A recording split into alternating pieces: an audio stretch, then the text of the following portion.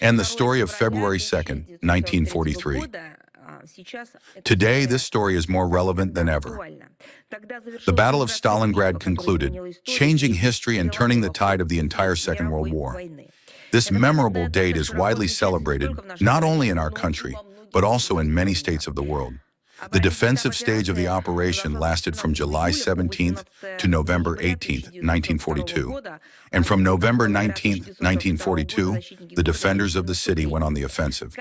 By the end of January 1943, the German Sixth Army under the command of Field Marshal Friedrich Paulus, numbering more than 300,000 people, including an infantry regiment from Croatia, while the flanks were secured by the troops of the Third Reich's allies, Romania, Italy, and Hungary, was pinned down in a small territory in the Stalingrad ruins and capitulated on February 2nd.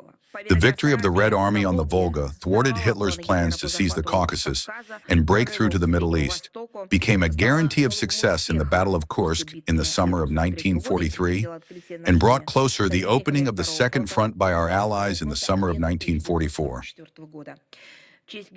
In honor of the heroic defense of the city on December 22, 1942, the Medal for the Defense of Stalingrad was established, with which more than 700,000 participants of the battle were awarded.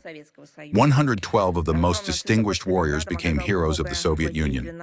The defeat of the Nazis at Stalingrad had a profound impact on the foreign policy and diplomacy of the Soviet Union, and contributed to a significant strengthening of the international positions of the Soviet Union. Overall, in a number of states, the desire to strengthen relations with the Soviet Union intensified, as with one of the great powers that would exert a decisive influence on the parameters of the post-war order. A crisis of pro-fascist regimes began in Italy, Romania, Hungary, and Slovakia. Germany's influence on its satellites weakened sharply, and disagreements between them markedly intensified.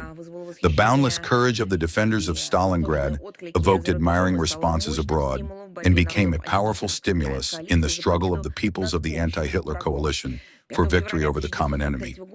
On February 5, 1943, 3 days after the end of the Battle of Stalingrad, U.S. President Roosevelt called it an epic struggle, the decisive result of which all Americans celebrate. His words. In a scroll later sent by him to Stalingrad on behalf of the people of the United States, it was emphasized that, direct quote, "The fortitude and self-sacrifice of the city's valiant defenders will forever inspire the hearts of all free people. Those in the West who have forgotten about Stalingrad, you have ceased to be free. This is a question you will, at some point, have to answer, not so much to us, but to yourselves." Speaking on February 11, 1943, in the House of Commons, Churchill stated that the battle at Stalingrad became for the German army, direct quote, "the greatest defeat in all its military history," end quote.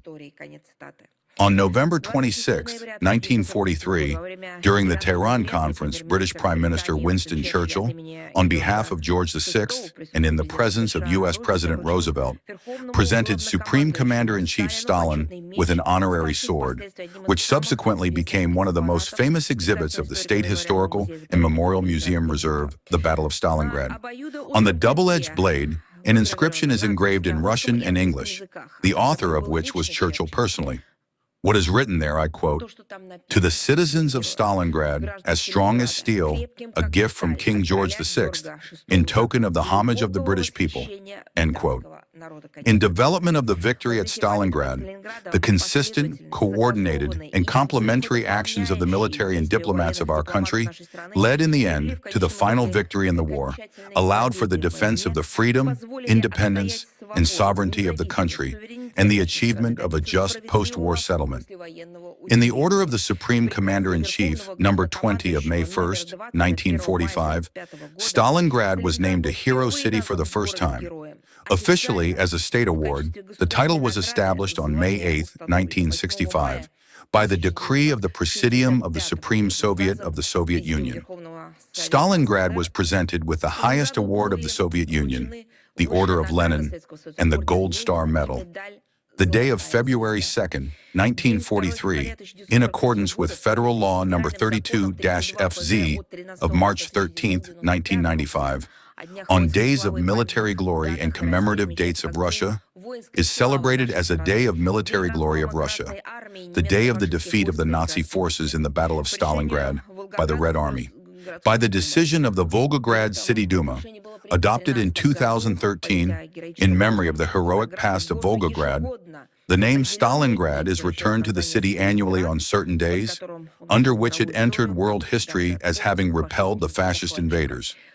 Among such days is February 2nd, the day of the defeat of the Nazi forces in the Battle of Stalingrad by Soviet troops.